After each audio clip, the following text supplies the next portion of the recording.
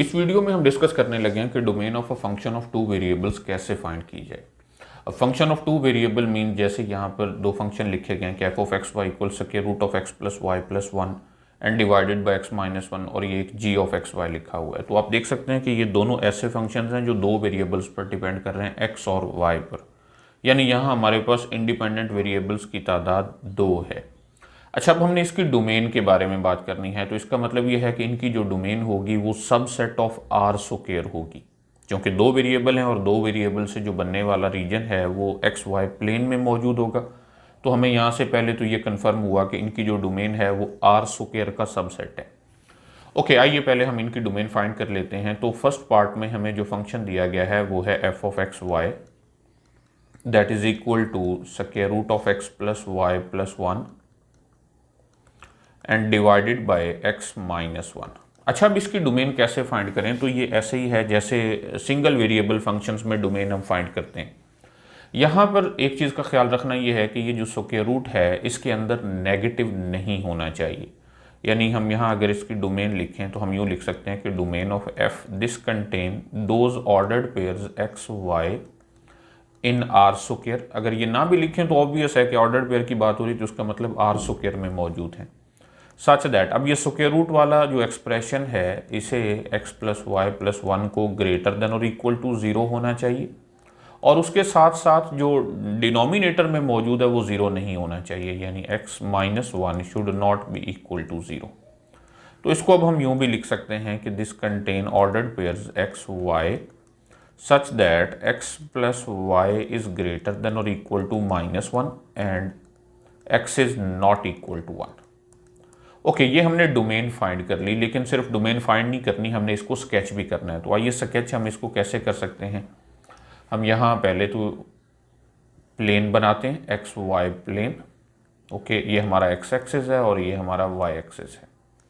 अब सबसे पहले ये देखिए कि X plus Y is greater than और इक्वल टू माइनस वन। अगर हम इक्वलिटी लें X plus Y equal to minus one, so X plus Y equal to minus one ये एक स्ट्रेट लाइन की इक्वेशन है। अगर एक्स ज़ीरो होगा तो वाई की वैल्यू माइनस वन होगी, यानी ये पॉइंट हम ले लेते हैं। और दूसरा, अगर वाई ज़ीरो होगा तो एक्स की वैल्यू माइनस वन होगी, तो वो ये पॉइंट हो सकता है। तो इसका मतलब ये है कि ये एक ऐसी स्ट्रेट लाइन है जो इन दोनों पॉइंट्स को मिलाती हुई आगे की तरफ गुजर रही है, यानी कुछ इस तरह की। अच्छा, चूंकि हमारे पास हमने इक्वालिटी को नहीं बल्कि इनइक्वालिटी को डील करना है, यानी ग्रेटर देन और इक्वल टू माइनस वन को डील करना है, तो इसका मतलब ये हुआ कि हमारा जो सॉल्यूशन है वो इस लाइन से या तो ऊपर वाला रीजन हो सकता है या इससे नीचे वाला रीजन हो सकता है।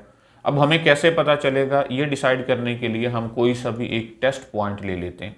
ये जो ओरिजिन है 0 0, इसको as a test point use करते हुए अगर हम इसमें पुट करें एक्स की वैल्यू 0 और वाई की वैल्यू 0, तो ये बनेगा 0 प्लस 0 ग्रेटर देन और इक्वल टू माइनस वन, यानी 0 ग्रेटर देन और equal to minus one which is true. It means that वो वाला पोर्शन जो इस लाइन से ऊपर की तरफ मौजूद है, यानी ये वाला पोर्शन हमारी डोमेन में शामिल है।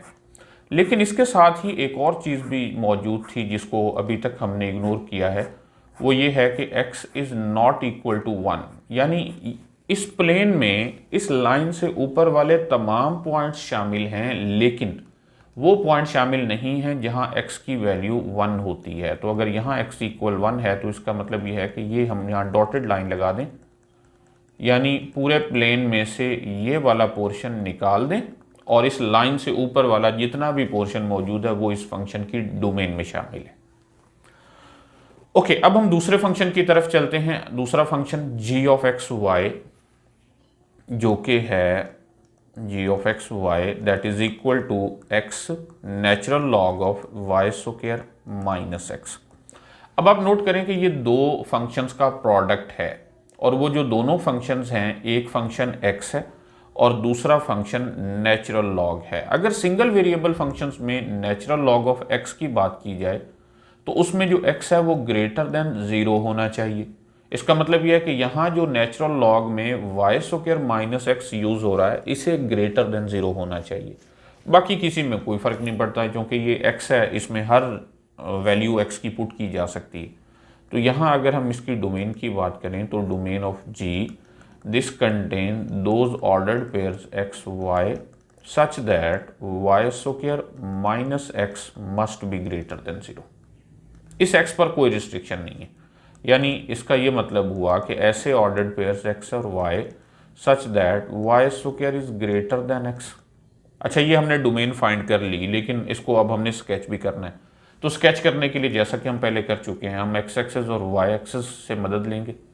यहाँ ये y एक्सिस है और ये हमारा x एक्सिस है।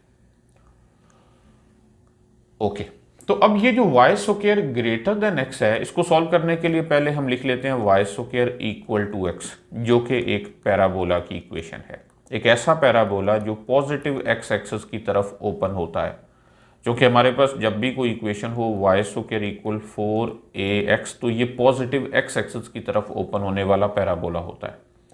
ओके, तो वाई स्क्वायर इक्वल एक्स को हम यहाँ ड्रा करें। अगर हम एग्जैक्टली तमाम पॉइंट्स को ड्रा करना चाहें तो भी कर सकते हैं और वैसे भी स्केच कर सकते हैं। देखिए, अगर हम एक्स की वैल्यू 0 पुट करें तो वाई भी 0 है, इट मीन्स दैट ये वाली वैल्यू। अगर हम x1 पुट करें तो y की वैल्यू भी 1 है, तो ये x1 और ये y1, तो यहाँ पर ये पॉइंट होगा। लेकिन अगर x1 है तो y की दो वैल्यूज़ हैं, y इक्वल 1 और y इक्वल -1 भी है, तो ये पॉइंट भी होगा। इसी तरह अगर हम x की वैल्यू 2 पुट करें, या चले 4 पुट कर देते हैं, तो y की वैल्यूज़ दो होंगी +-2।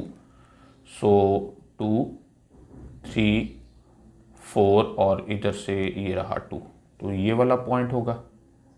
और इसी तरह से -2 ये पॉइंट होगा।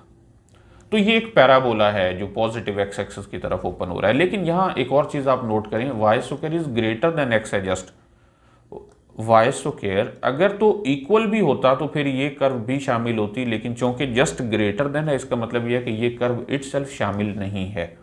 तो हम यहाँ डॉटेड लाइन लगा देंगे, डॉटेड कर्व बना देंगे। ओके, तो ये इस तरह से आगे की तरफ भी बढ़ रहा है और इसी तरह नीचे भी।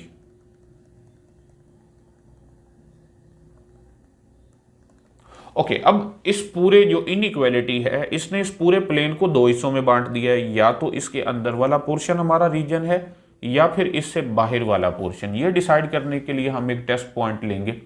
अब टेस्ट पॉइंट ओरिजिन तो हम ले नहीं सकते, कोई सा भी ऐसा पॉइंट लिया जाए जो या तो इस कर्व के इनसाइड मौजूद है या आउटसाइड मौजूद है। इनसाइड से मुराद मैं ये वाला रीजन ले रहा हूँ और आउटसाइड से मुराद ये है। अच्छा, तो मैं ये वाला पॉइंट ले लेता हूँ, ये जो पॉइंट है 1, 0। अगर मैं 1, 0 को एज अ टेस्ट पॉइंट लूँ और इसमें पुट करूँ तो इट मीन दैट y की value 0, so 0 square is greater than x की वैल्यू जो कि 1 है, सो 0 इज ग्रेटर देन 1 जो कि फॉल्स है। अब इससे हमें ये पता चला कि जो रीजन हमारा सॉल्यूशन में है, जो इसकी डोमेन में मौजूद है, वो ये अंदर वाला पोर्शन तो नहीं है। इसका मतलब ये है कि इसके जो आउटसाइड तमाम पोर्शन है वो हमारा डोमेन में शामिल है। ओके, तो इस तरह से हम इसको स्केच करके बता सकते हैं कि वो तमाम पोर्शन जो इस कर्व से बाहर की तरफ मौजूद है। तो इस तरह से हम 2 वेरिएबल फंक्शंस की डोमेन फाइंड करते हैं और उसको स्केच भी कर सकते हैं।